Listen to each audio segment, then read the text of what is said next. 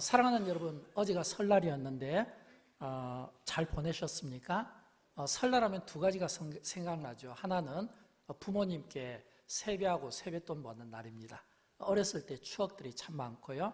차곡차곡 모아졌던 세뱃돈이 한동안 이렇게 용돈으로 쓰는데 넉넉하게 만드는, 그래서 설날은 어린 자녀들에게는 기다리는 날입니다.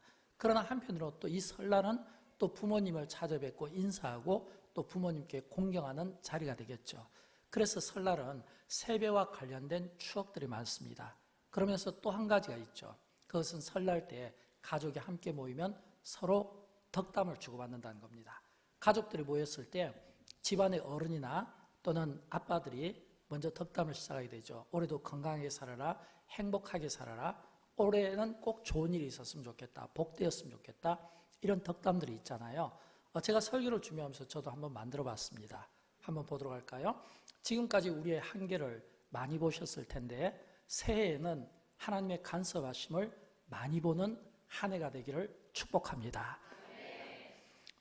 우리가 이 말씀대로 살려면 적어도 두 가지가 필요하다고 생각합니다. 첫째는 새해가 하나님의 간섭하심을 많이 보는 한 해가 되기 위해서는 항상 하나님의 말씀이 우리에게 떠나면 안 되겠죠. 말씀을 가까이 하는 삶이 되어야 되겠고, 또 두 번째는 새해 자녀들을 축복하는 마음처럼 우리가 늘 축복하는 인생이 되어야 되겠고, 이왕이면 축복을 많이 빌어줘야 되지 않겠습니까? 영광교회는 매년 1월 첫 주면 대신방을 가집니다. 오랫동안 영광교회 가지는 하나의 전통이 되었고요. 특별히 추운 1월 첫 주부터 대신방을 갖는 것은 하늘을 시작하는 그런 시작의 의미가 있습니다. 또 그날을 또 축복하고 싶어서 그래요. 그래서 목사 입장에서는 대신방을 준비할 때마다 항상 두 가지 마음 때문에 제가 좀 이렇게 갈등을 겪고 있습니다. 한 가지는 성도들에게 꼭 필요한 말씀으로 권면하고 싶은, 목사 입장에서는 당연히 기도하면서 그런 마음이 필요하지 않을까요? 그러나 한편으로는 그래도 새해 첫날이고 하늘을 시작하고 출발점인데, 이왕이면 예를 들어서 각 가정마다 본문이 똑같고 중복되더라도 가정마다 축복을 빌어주고 싶은 마음이 또한 저에게 있는 것이 사실입니다. 그래서 이 두 가지 마음을 가지고 항상 신방을 준비하고 있습니다. 지난주 저희 교회 모 성도께서 저에게 이메일을 보내오셨어요. 그런데 그 이메일의 내용 가운데 일부만 잠깐 소개해드리면 이런 내용이 그 안에 담겨져 있었습니다. 목사님, 성도들 가운데 제가 볼 때 어려운 분이 많은 것 같아요. 힘들어하는 분들이 많은 것 같은데 그분들을 위해서 힘이 되고 격려가 되는 말씀들을 가정마다 신방할 때 전해주시면 어떨까요? 매우 정중한 그런 표현의 글을 보면서 참 제 마음에 감사함이 있었어요. 저도 그런 마음을 갖고 있었고, 또 그런 마음은 당연히 목사에게 있어야 되는데 또 어느 성도님이 또 그런 생각을 저에게 다시 한번 상기시켜 주니까 제가 감사한 마음이 있었고, 또 그런 마음으로 신방을 준비하고 있습니다. 그래서 지난 한 주 동안 특별히 설교를 준비하면서 제 안에 두 가지 말씀이 제 안에 있었습니다. 첫 번째 말씀은 설교를 준비할 때 어떤 말씀이냐면, 신명기 5장에 보면 10계명에 관한 말씀이 나오거든요. 그런데 이 10계명과 관련된 말씀이 나오면서 마지막 끝자락에 이 말씀이 나옵니다. 우리 같이 한번 읽어보도록 할까요? 다만 그들이 항상 이 같은 마음을 품어 경외하며 내 모든 명령을 지켜서 그들과 그 자손이 영원히 복받기를 원하노라. 아멘. 예. 앞에서는 10계명이거든요. 그리고 그 계명을 하나님께서 모세를 통해서 이스라엘 자손들에게 들려주면서 이 말씀을 너희가 마음에 품고 나를 경외하며 내 모든 명령을 지켜서 그들과 그 자손이 영원히 복받기를 원하노라.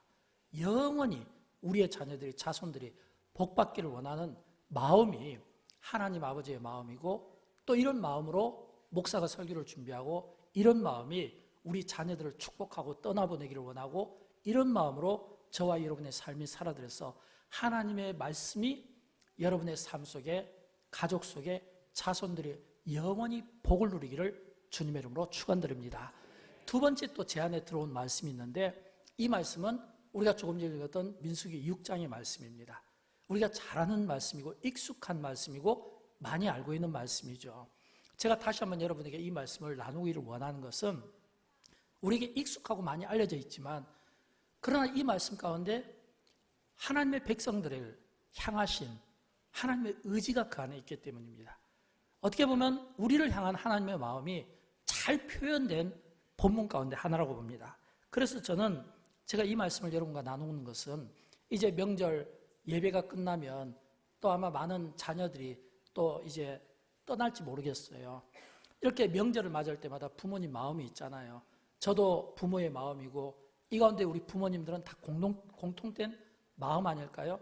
우리 자녀들이 모처럼 집에 찾아왔는데 조금이라도 더 좋은 음식을 먹이고 싶고 조금 더 좋은 곳을 해주고 싶고 좀 더 좋은 축복들을 많이 빌어주고 싶고 그래서 그 자녀들이 다시금 떠나갈 때 좀 이렇게 배웅해 줄 때 좀 기분 좋은 이런 마음이 있잖아요. 이런 마음이 부모님들에게 다 있는 것처럼 하나님의 마음도 똑같습니다. 그래서 하나님의 마음도 똑같은 그런 마음이 있어요. 그래서 우리가 조금 전에 읽었던 본문을 보면 24절과 25절과 26절에서 처음 시작이 여호와는 여호와는 여호와는 이거는 뭐냐면 하나님이 오늘 그 마음을 우리에게 그대로 보여주고 싶은 거예요. 여호와는 여호와는 여호와는 어떤 마음인 줄 알죠? 안전의 복을 주시기를 원하고 은혜 베푸시기를 원하시고 평강 주시기를 원하시고 그리고 마지막 27절에서 내 이름으로 축복하라. 하나님의 마음을 우리에게 보여주시면서 마지막에는 내 이름으로 축복하라. 이 말은 하나님의 이름으로 축복하면 하나님께서 축복하는 나를 통해 그대로 그 복이 이루게 해주시겠다고 하는 약속의 말씀이다라고 하는 겁니다. 사랑하는 여러분, 이런 축복을요 구약시대 때는 누가 했습니까? 제사장이 했습니다. 그래서 구약시대 때는요 이런 축복을 받기 위해서 제사장 앞에 줄을 섰습니다. 각각 흠없는 짐승을 가지고요. 어떤 사람은 어린 양을, 어떤 사람은 어린 염소를 이런 짐승들을 가지고 쭉 줄을 서서 제사장에게 축복을 받았어요. 그러나 신약시대를 살아가는 우리는 다릅니다. 왜냐하면 신약시대를 살아가는 우리 모두를 하나님께서 택한 족속으로 왕같은 제사장으로 삼아줬기 때문입니다. 베드로전서 2장 9절 말씀 나오잖아요. 우리 이 말씀을 같이 한번 읽어보도록 할까요? 너희는 택하신 족속이요 왕같은 제사장들이요 거룩한 나라요 그의 소유가 된 백성이니 이는 너희를 어두운 데서 불러내어 그의 기이한 빛에 들어가게 하신 이에 아름다운 덕을 선포하게 하려 하심이라. 아멘. 너희는 택하신 족속이요 왕같은 제사장들이요. 신약시대를 살아가는 우리에게 주어진 임무가 구약시대는 제사장이 레위 자손이었고 세습으로 이루어졌지만 신약시대는 너희는 다 하나님의 택한 족속이고 왕같은 제사장의 직분을 가지고 있다는 겁니다. 이 직분을 통해서 주의 아름다운 덕을 선포하게 하는 겁니다. 이 직분을 가지고 자녀들을 축복하고 사랑하는 이웃들을 축복하는 겁니다. 우리가 축복하고 우리가 선포하면 하나님이 책임져 주셔서 그 인생에게 복을 주시고 그 인생에게 예수 그리스도 그 복음이 전해지게 만들어 주신다고 하는 약속의 말씀이다라는 겁니다. 역대상 16장에 보면 재밌는 사건이 나옵니다. 잘 아는 사건인데요. 다윗이 이제 그 잃어버렸던 법궤를 찾아서 예루살렘 성에 가지고 들어오는 장면이거든요. 그때 이 다윗이 이 법궤가 들어온 것을 얼마나 기뻐했는지 모릅니다. 너무 기뻤어요. 백성들하고 춤을 추고 잔치를 베풀었어요. 어떤 일이 일어난 줄 알죠? 자기의 그 하체가 다 드러난지도 모르고 그렇게 기쁘게 노래를 부르고 춤을 춘 겁니다. 그리고 그 법궤를 이제 지성소에 딱 모셔드리고 이 역대상 16장은 전체가 어떤 내용이냐면 이 지성소에다 이 법궤를 모셔드리고 하나님 앞에 감사의 찬양과 감사의 시가 쭉 적혀있는 거예요. 여호와께 감사하라, 여호와께 찬양하라, 찬송하라. 이게 어떤 내용입니까? 법궤가 지성소에 들어온 것을 놓고 다윗이 그렇게 기뻐했다는 거예요. 그렇게 기쁘게 잔치하고 파티를 연 다음에 전부 백성들이 다 돌아갈 때 다윗도 집에 돌아갑니다. 그런데 다윗이 집에 돌아간 것을 놓고 성경은 이런 표현을 쓰고 있습니다. 역대상 16장 43절 말씀입니다. 이에 무 백성은 각각 그 집으로 돌아가고 다윗도 자기 집을 위하여 축복하려고 돌아갔더라. 왜 이 표현이 나왔을까요? 아니 파티하고 잔치하고 하나님 앞에 예배하고 찬양하고 저녁이 되면 다 돌아가는 거 맞잖아요. 근데 다윗이 집으로 갔을 때 그냥 갔다고 되는 것이 아니라 자기 집을 위하여 축복하려고 돌아갔더라. 이 표현이거든요. 이 표현을 지금 역대상에 기록을 하고 있는 겁니다. 무엇을 말할까요? 다윗이 이제 법궤를 지성소에 모시고 집에 갔는데 축복하기 위해서 갔다는 거예요. 그렇다면 누구를 축복했겠습니까? 가족을 축복했겠죠? 자녀들을 축복하지 않았겠습니까? 이처럼 하나님의 자녀된 우리는 다른 사람들을 축복할 수 있어야 돼요. 많이 할수록 좋습니다. 근데 우리 한국교회 성도들은 이 축복할 때 보면 이게 좀 힘이 듭니다. 저부터도 그걸 느껴요. 왜냐하면 목사가 축복할 때 보면 이 좀 기도도 좀 힘있게 해야 되고 축복도 좀 세게 해야 되고 미사여구도 많이 들어가고 시간이 걸립니다. 근데 여러분 이 미국 사람들은 축복할 때 보면요 굉장히 쉽게 해요. God bless you. 너무 쉽게 하잖아요. 어느 장소든 어떤 곳이든 집이든 교회든 직장이든 일터든 만난 사람마다 God bless you. 굉장히 쉽잖아요. 그러다 보니까 자연적으로 이 축복이 너무 쉽게 막 흘러들어가는 거예요. 저는 여러분 할 수만 있으면 저와 여러분의 인생 가운데 우리가 하나님께로부터 받은 이 축복권, 이 제사장, 왕 같은 제사장, 이 제사장을 가지고 직분을 가지고 주님이 행하신 일을 선포하는데 쓰임받기를 원하고 주님이 행하신 아름다운 덕, 복음을 전하는데 쓰임받기를 원하고 이 축복권으로 사랑하는 우리의 가족과 이웃과 자녀들을 축복하는데 마음껏 쓰임받기를 주님의 이름으로 축원드립니다. 어떻게 해요? 많이 할수록 좋다고 했잖아요. 축복을 많이 할수록. 그렇다면 문장을 길게 만드는 게 아니라 짧게 만들어야겠죠. 형제님 축복합니다. 자매님 축복합니다. 성도님 축복합니다. 이 짧게 만들어야 되겠죠. 많이 축복했으면 좋겠어요. 저는 그런 의미에서 오늘 민수기 6장 말씀을 봅니다. 여기에 보면 하나님께서 세 가지로 축복을 우리에게 하시기 때문입니다. 첫째는 하나님이 어떤 축복을 하시냐면 안전의 복을 주시는 분이신 것을 보게 됩니다. 오늘 본문 24절을 보면 여호와는 내게 복을 주시고 너를 지키시기를 원하며 이렇게 되어 있는데 여호와는 내게 복을 주시고 할 때 이 복은 어떤 복이냐면 영적인 복, 현세적인 복, 물질적인 복을 총괄해서 총체적인 모든 복을 이 안에 다 포함하고 있습니다. 복을 주시고 너를 지키시기를 원하며 이 말은 지킨다라고 하는 이 의미가 어떤 의미냐면 하나님이 우리에게 좋은 것을 주시기도 하지만 그 주신 것이 이렇게 흘러가지 않도록 펜스를 만들어 가지고요 울타리를 만들어서 그 울타리 속에 좋은 것을 주시기도 하지만 또 주신 것이 낭비되거나 빼앗기지 않도록 보호해 주신다는 거예요. 이게 지켜주신다는 의미거든요. 그러므로 여호와는 내게 복을 주시고 너를 지키시기를 원하며 이 말씀 속에는 하나님 우리에게 영적인 복, 육신의 복, 현세적인 복, 총체적인 복을 이 울타리를 통해서 넣어주시기를 원하고 좋은 것을 또 그 주신 것이 빼앗기지 않도록 우리를 구원하시고 우리를 보호해 주신다는 의미가 이 안에 담겨져 있다고 하는 겁니다. 어느 정도로 보호해 주시냐면 우리가 신약과 구약에 보면 이 머리카락에 관한 이야기가 나와요. 머리카락. 누가복음 12장 7절을 보면 너에게는 심지어 머리털까지도 다 세신바 되었나니 두려워하지 말라 이랬거든요. 이렇게 지켜주신다는 거예요. 여러분 우리가 머리카락을 헤아릴 수 있나요? 아무리 과학이 발달되어도 인간이 자기 머리카락을 헤아릴 수는 없습니다. 근데 하나님은 주님은 오늘 우리의 머리카락 하나까지 세신 바 된다는 거예요. 이 말은 우리에 대해서 너무너무 잘 알고 있다는 거예요. 내가 무엇 때문에 두려워하는지, 내가 무엇 때문에 염려하는지, 내가 무엇 때문에 걱정하는지 다 알고 있다는 거예요. 알고 계신 하나님께서 우리의 머리카락 하나까지 세신 바 되신 주님이 우리에게 선포하는 거예요. 두려워하지 말라 이렇게 말씀하는 거예요. 이 복을, 이 안전의 복을 우리에게 주신다는 겁니다. 사랑하는 여러분, 이 말씀은 지금부터 3,500년 전 모세 시대 때 모세와 이스라엘 자손들이 광야에 있을 때 여호와 하나님께서 주신 말씀입니다. 그렇다면 이 말씀을 받은 그 3,500년 전 이스라엘 자손들은 어떤 상태였을까요? 이미 이 말씀을 받을 때 이미 그들은 경험한 복입니다. 왜일까요? 광야에서 주신 말씀이잖아요. 그들의 광야 초기에서부터 어떤 일들이 있었습니까? 광야 초기에서부터 물이 없을 때 반석을 깨뜨려 물을 주신 하나님이시죠.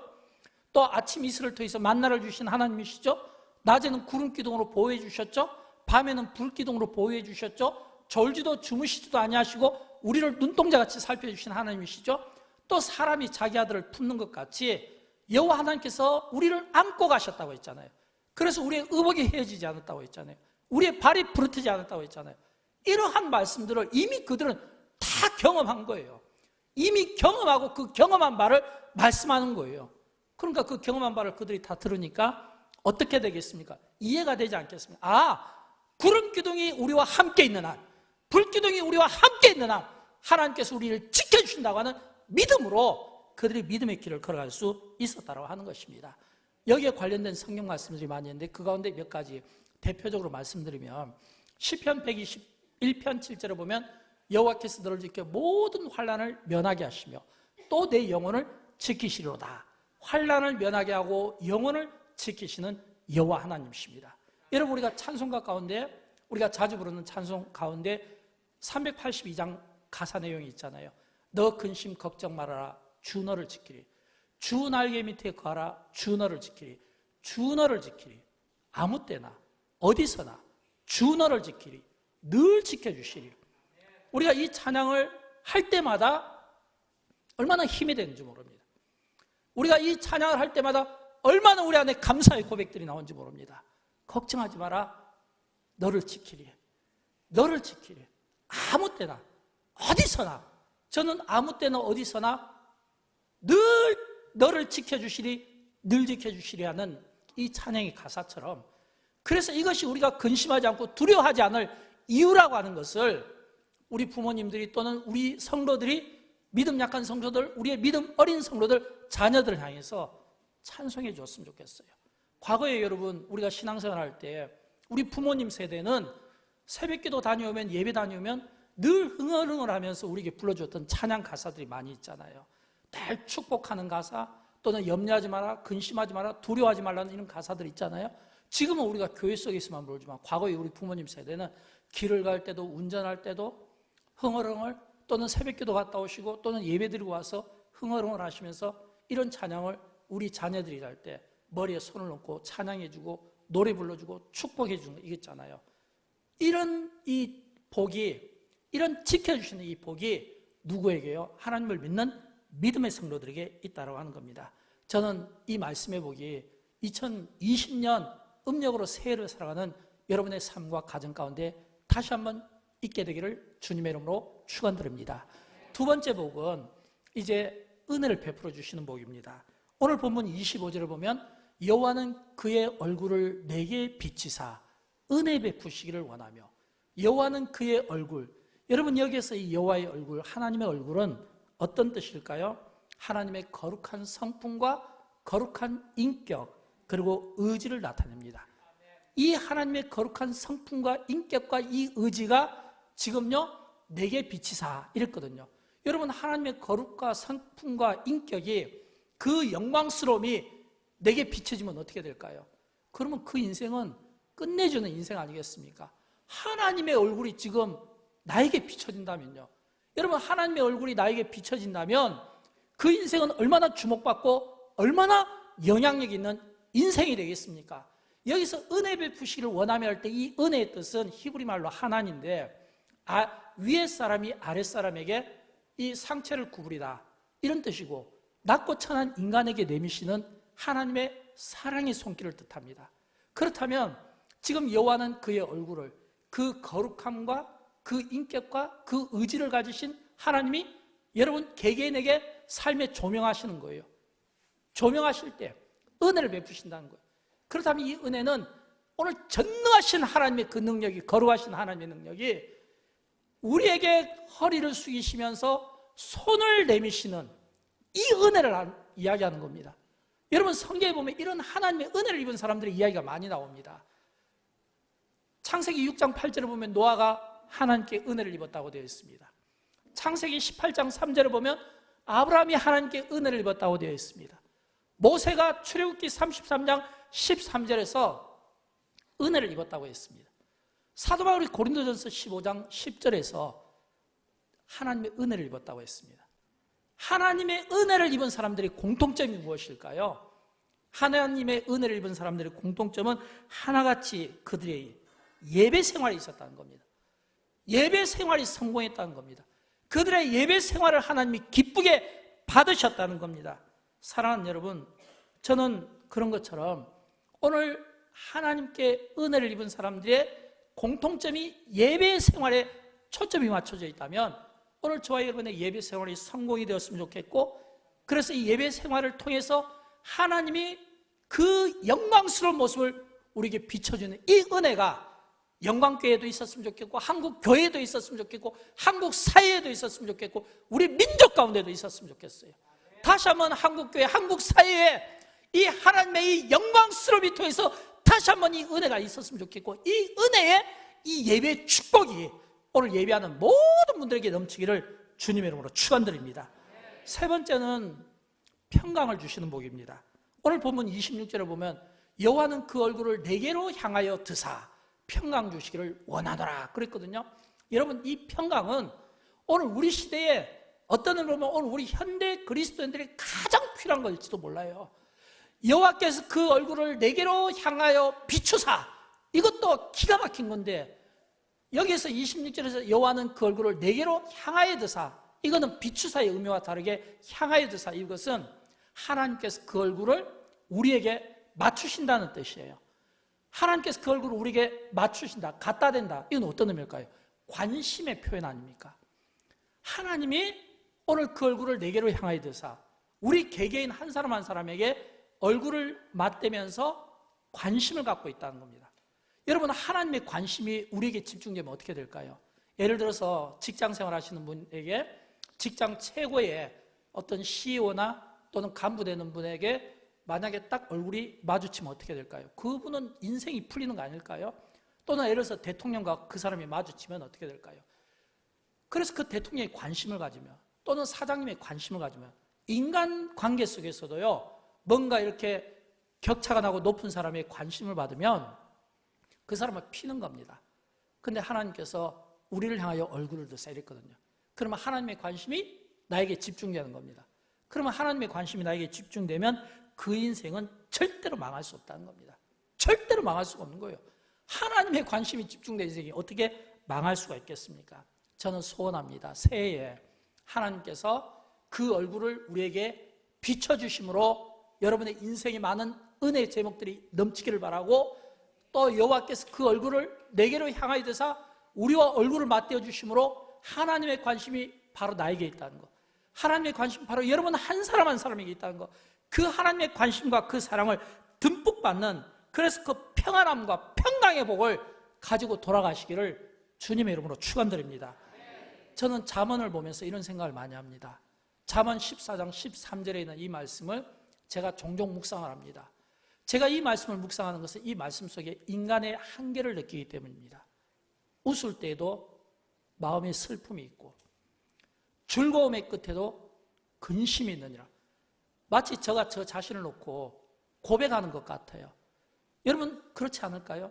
우리가 많은 경우 겉으로 웃지만 마음에 슬픔이 있는 분들이 있을 수 있고, 즐거움의 끝에는 근심이 있는 거예요.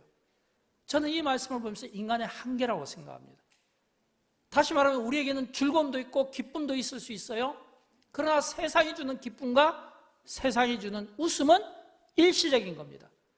완전하지를 못하는 거예요. 그래서 우리는 완전한 이 기쁨, 완전한 이 즐거움을 얻기 위해서는 예수님께서 우리에게 말씀해 주신 것처럼 예수 그리스도의 평안함을 받아야 되는 겁니다. 세상의 평안함이 아니에요. 왕정원 목사가 여러분에게 아무리 축복을 해도 그것이 여러분의 마음 안에 있는 슬픔을 없앨 수가 없고, 여러분의 그 즐거움의 끝자리에 있는 그 근심이 사라지게 할 수가 없는 거예요. 인간 안에는 그래요. 인간의 한계예요. 그래서 우리에게는 하나님이 필요한 겁니다. 하나님이 우리 인생 가운데 들어오셔서 하나님이 주시는 평강을 받을 때 우리는 완전한 기쁨이 있고 완전한 웃음이 있고 완전한 즐거움이 있다고 하는 사실을 믿으시기 바랍니다. 세상은 절대 우리에게 이것을 줄 수가 없는 거예요. 잠깐 주는 거예요. 그렇다면 여러분, 이 완전한 이 평강, 이 평안함을 우리가 얻기 위해서는 어떻게 해야 할까요? 하나님의 이름으로 복을 빌어주는 것이 중요합니다. 하나님의 이름으로 축복하는 게 중요해요. 오늘 이 민수기에 있는 이 말씀은 제사장의 축복입니다. 제사장이 축복할 때 여호와 하나님은 우리에게 안전의 복을 주시는 분입니다. 여호와 하나님은 우리에게 은혜를 주시는 분이십니다. 여호와 하나님은 우리에게 평강 주시기를 기뻐하시는 분이십니다. 그러나 여기서 끝나면 안 돼요. 그래서 하나님의 이름으로 내가 축복합니다, 이거예요.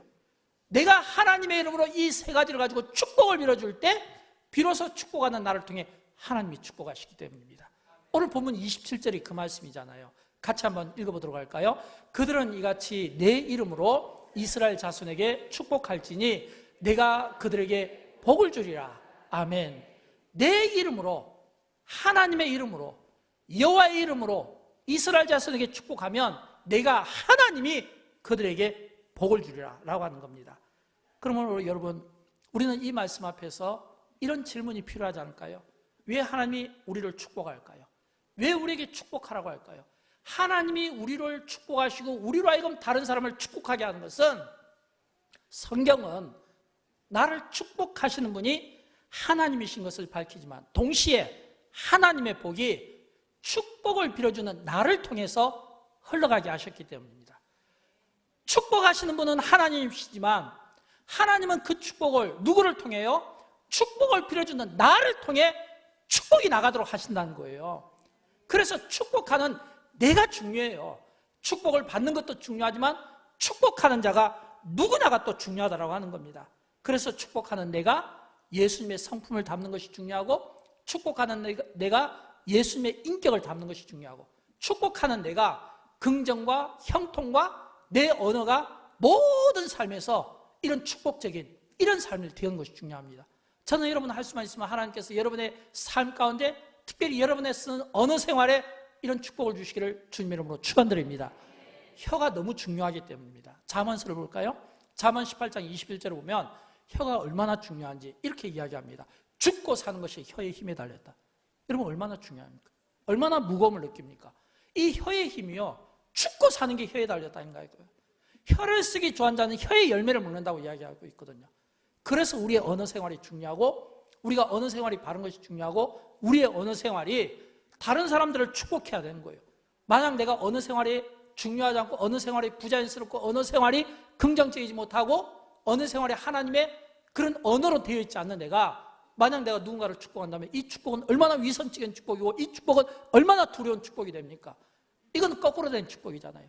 성경은 우리에게 하나님이 어떤 분이라는 것을 가르쳐주고 우리에게 은혜를 주시고 우리에게 평강을 주시고 우리에게 안전과 지켜주시는 복을 주시고, 근데 그 복을 빌어주는 내가 하나님의 이름으로 빌어줄 때 하나님은 축복하는 나를 통해서 축복하신다는 약속을 우리에게 해주고 있다고 하는 겁니다. 여러분 조엘 오스틴 목사를 잘 알고 있죠. 긍정의 힘이라는 책으로 오래전에 이미 세계적인 베스트셀러가 되고 많은 사람들에게 읽혀졌고 모든 사람들이 공감하고 많이 알고 있습니다.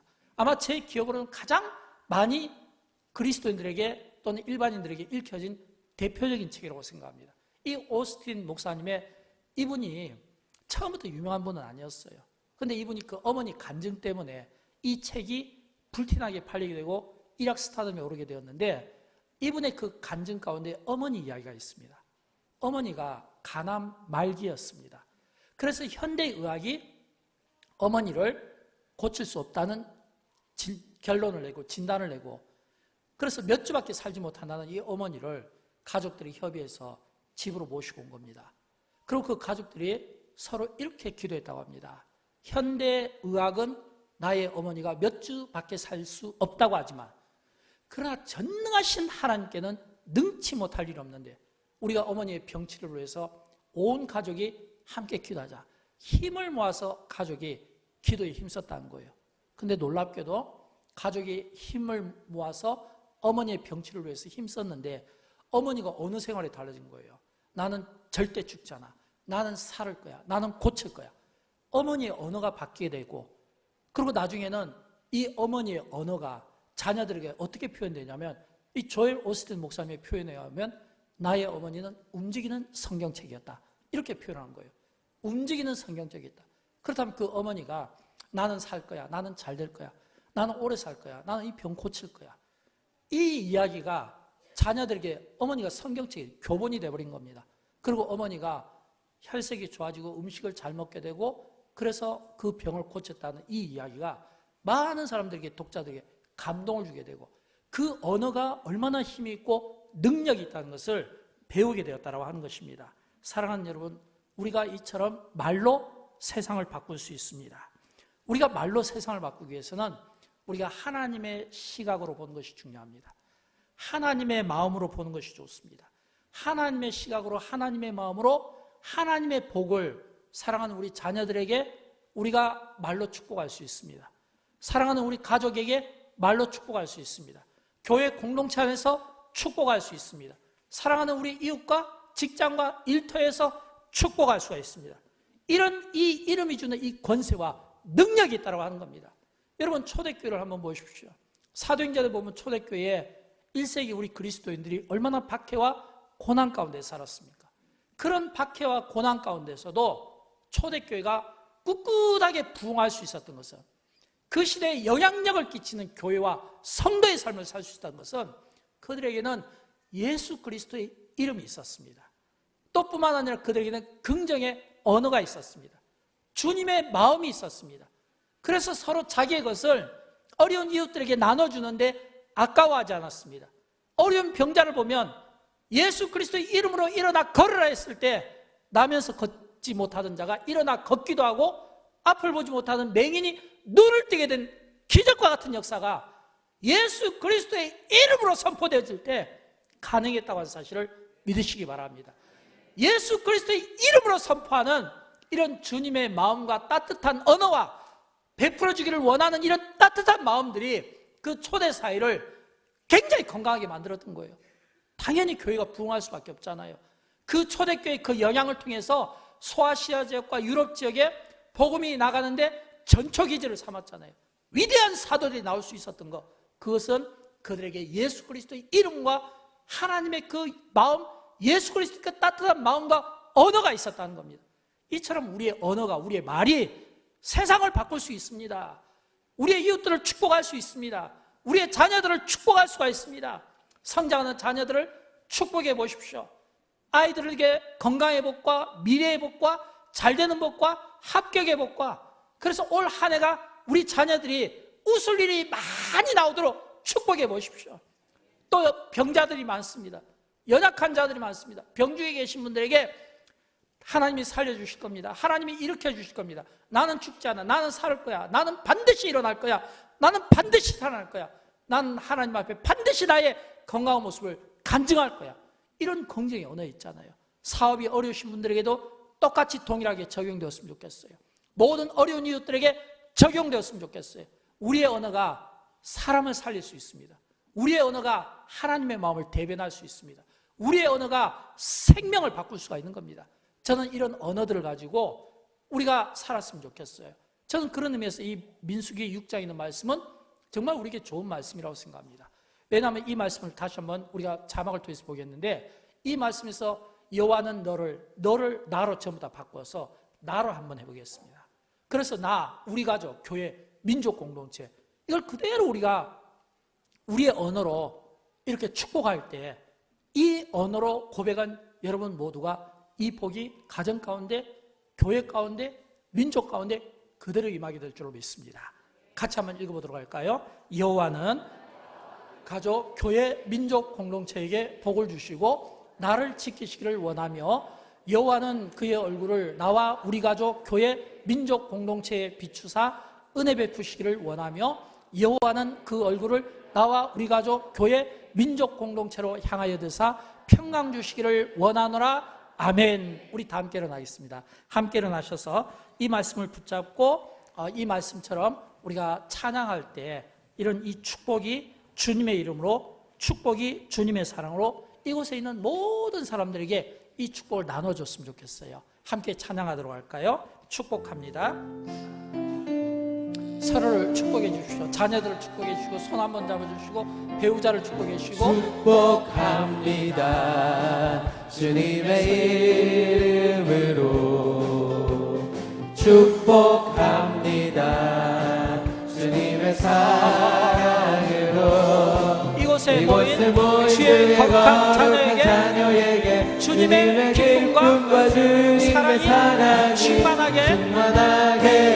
충만하게 넘치기를 축복합니다.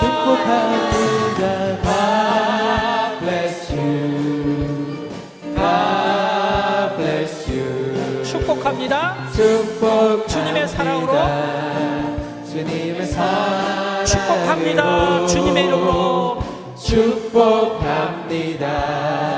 주님의 이름으로 축복합니다. 주님의 사랑으로 이곳에 모인 주